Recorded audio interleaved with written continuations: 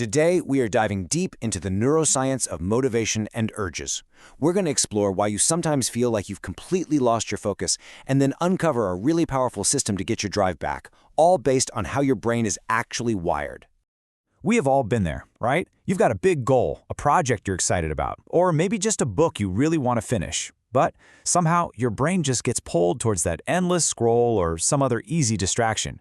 It can honestly feel like you're not even in the driver's seat, like your own brain has been completely hijacked. So what's really going on in there?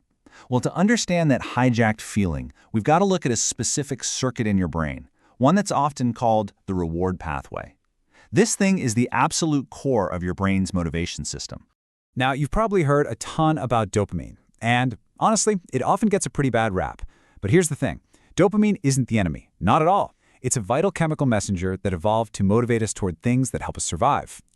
Like finding food, achieving goals, connecting with other people. The real problem is our modern world, which is just constantly overstimulating this very delicate system. Okay, so this overstimulation, it's the key to understanding why things that should feel rewarding suddenly feel so, boring. Why is it so hard to just sit and read a book or chip away at a long-term project when you know you should?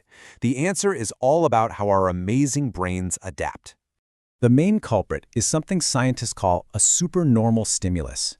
Basically, these are modern inventions, things like social media feeds, super fast-paced videos, online porn, that are designed to be way more stimulating than anything in the natural world. They give us this intense, immediate reward that just floods our brain with dopamine in a way that, reading a chapter of a book simply can't compete with. So when it's faced with this constant dopamine flood, your brain does something pretty logical to protect itself. It starts to downregulate.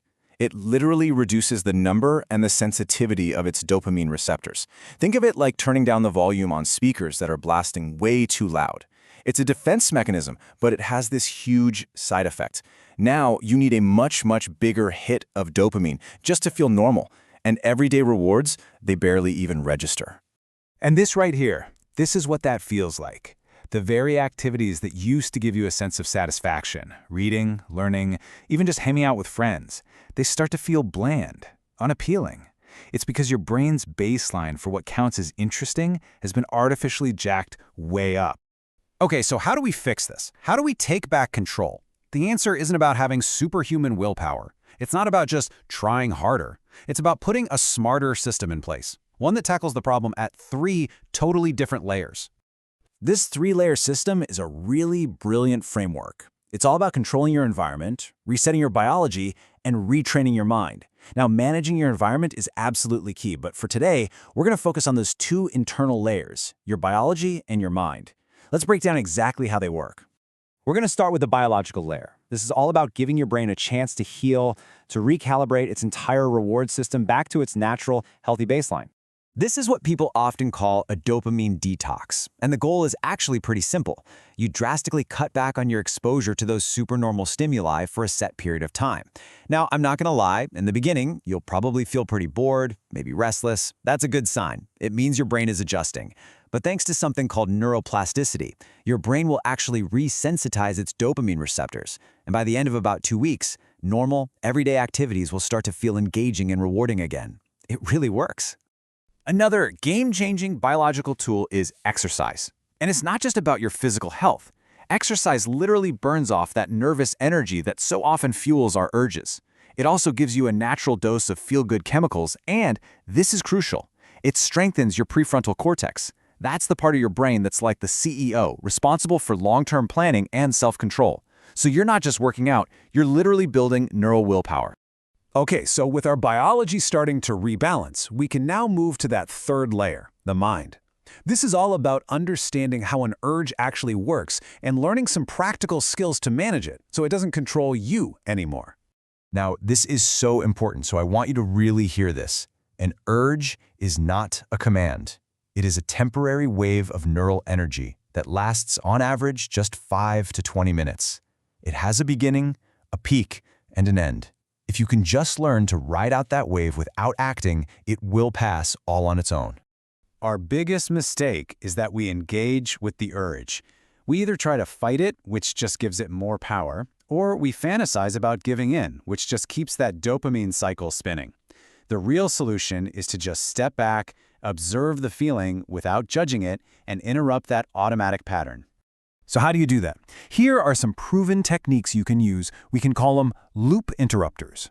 Sometimes just moving to another room is enough to break the spell. A quick physical action like dropping and doing 10 push-ups, or a sensory shock like splashing cold water on your face, can totally reboot your system. You can even practice what's called urge surfing. It's a mindfulness technique where you just watch the urge rise and fall inside you, like a wave in the ocean. And all of this, it leads to a really profound idea. What if that intense, powerful energy that drives our urges, what if it isn't something to be destroyed, but something to be transformed and harnessed for good? You know, great thinkers like Sigmund Freud were wrestling with this idea more than a century ago. Freud argued that what he called libido, our primal biological drive, can be sublimated. That is, it can be redirected from its immediate biological purpose into something creative, something ambitious, something socially valuable. This concept, it's known as sexual transmutation.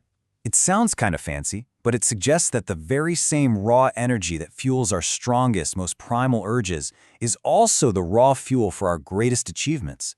It's the energy of life itself, and we have a choice in how we decide to use it. And this right here illustrates that choice perfectly. You can let this incredibly powerful energy be drained away by a constant drip of cheap, short-term dopamine hits. That leads to instant gratification, sure, but not much else.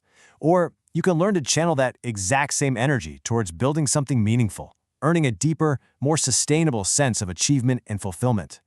And that brings us to the single most important takeaway from all of this. If you are struggling with motivation, the problem isn't that you're weak or that you lack willpower. The problem is that you are fighting your own biology in an environment that is literally designed to hijack it. The solution is to stop blaming yourself and start building a better system for your environment, for your biology, and for your mind. So I'll leave you with this. That powerful drive inside you, it isn't a bug, it's a feature. It is the most potent engine for creation and for change that you possess. The only question left is, what will you choose to build with it?